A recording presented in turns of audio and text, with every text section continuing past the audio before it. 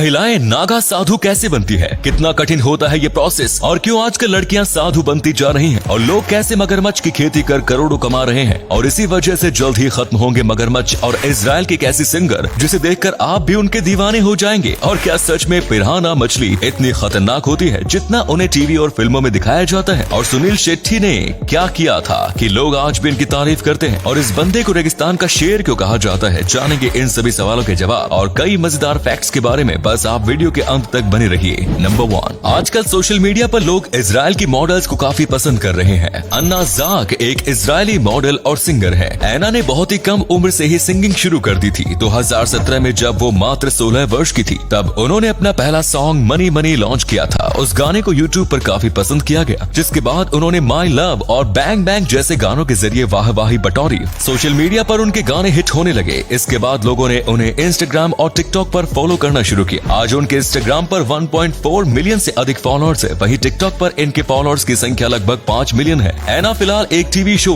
To be a singer भी host कर रही है। अभी वो 19 साल की है और उनकी नेटवर्थ $1 मिलियन से कहीं अधिक है। एक बार आप भी इंस्टाग्राम खोलकर उनकी रील्स जरूर देख लीजिए, यकीनन आप भी उनके फैन हो जाएंगे। नंबर 2, आजकल दुनिया भर में क्रोकोडाइल फार्मिंग का क्रेज बढ़ रहा है। आपके लिए ये एक नई चीज हो सकती है, लेकिन विदेशों में इसका व्यापार धड़ल्ले से चल रहा है। अंतर्राष्ट्रीय बाजार में मगरमच्छ की खाल से बने प्रोडक्ट्स की काफी वैल्यू है। इनकी लेदर का बना बैग 1.5 लाख रुपए में, तो वही जैकेट 4 लाख रुपए में बिक रही है। क्रोकोडाइल फार्मिंग करना कोई आसान काम नहीं है। इसके लिए ढेर सारे पैसे के साथ साथ कई एकड़ जगह की जरूरत होती है। साथ ही इसमें जान जाने का जोखिम भी बना रहता है। लेकिन यदि कोई एक बार इस बिजनेस में सेट हो जाए तो फिर उसकी कमाई हर साल बढ़ती ही रहती है। थाईलैंड में सबसे ज्यादा मात्रा में क्रोकोडाइल फार्मिंग की जाती है। यहाँ पर 1000 से भी अधिक फार्म्स में 12 लाख से अधिक मगरमच्छों को पाला जा रहा है। यहाँ पर आने वाले पर्यटक मगरमच्छ का मांस खाना भी पसंद करते हैं। लेकिन एनिमल लवर्स क्रोकोडाइल फार्मिंग से खुश नहीं है, क्योंकि केवल लेदर और मीट के लिए इन क्रोकोडाइल्स को जिंदा काट दिया जाता है। इसके अलावा दुनिया भर में अवैध तरीके से क्रोकोडाइल्स का शिकार भी किया जा रहा है। नंबर 3,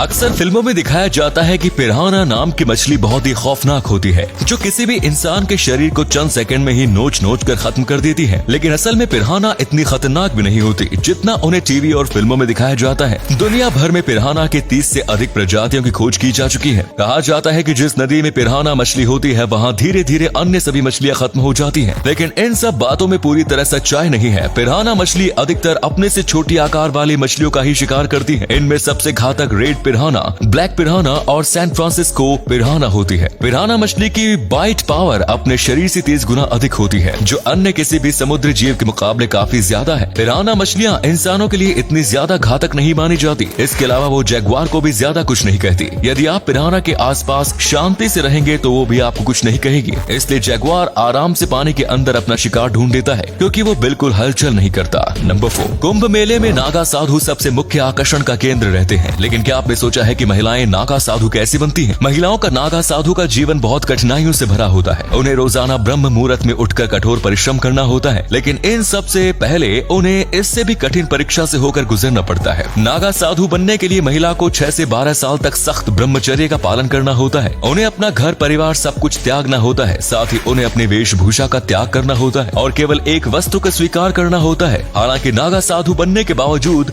महिलाओं को निर्वस्त्र होने की इजाजत नहीं होती। घर परिवार छोड़ने के बाद उनके लिए सबसे कठिन होता है पिंडदान करना, यानी कि इसके बाद उनका अपने पति, बच्चों और अन्य परिजनों से कोई रिश्ता नहीं रह जाता। सभी परीक्षाओं से गुजरने के बाद अखाड़े के आचार्य महामंडलेश्वर उन्हें दीक्षा देते हैं। साल 2019 के कुंभ में पहली बार महिला नागा साधु ने भी पुरुष नागा साधुओं की तरह स्नान कर सभी परंपराएं निभाई थी। नंबर 5, चीन के हुबेई प्रांत में एक बहुत बड़ा सोलर पार्क बनाया गया है, जहां लाखों की संख्या में सोलर पैनल्स बनाए गए हैं। इस पार्क के जरिए चीन हर साल 14 अरब किलोवाट की बिजली पैदा करता है। साल 2022 में चीन के बीजिंग में आयोजित होने वाले विंटर ओलंपिक्स पहले ऐसे ओलंपिक होंगे जिसमें पूरी ऊर्जा का इस्तेमाल केवल सोलर प्लांट्स की बिजली से किया जाएगा। लेकिन इससे यहाँ के आसपास के किसानों को बहुत दिक्कतें हो रही हैं। लोगों का कहना है कि प्रशासन द्वारा उनसे जबरदस्ती जमीन लीज पर ले गई है, और जिन लोगों ने इसका विद्रोह किया उनके साथ मारपीट की गई और जबरदस्ती जेल में बंद कर दिया गया। साथ ही लोगों ने बताया कि सरकार ने 3000 युआन प्रति एकड़ के हिसाब से मुआवजा देने का वादा किया, लेकिन लोगों को एक फूटी कौड़ी तक नहीं दी गई। इससे चीन का तानाशाह रवैया एक बार फिर सामने आ रहा है। और अगले फैक्ट पर जाने से पहले इस फोटो को ध्यान से देखिए और बताइए कि आपको किसका फोटो दिखाई दे रहा है। इससे पता लगे आपका दिमाग और आपकी आंखें कितनी तेज है। मिलते हैं आपको 5 सेकंड से।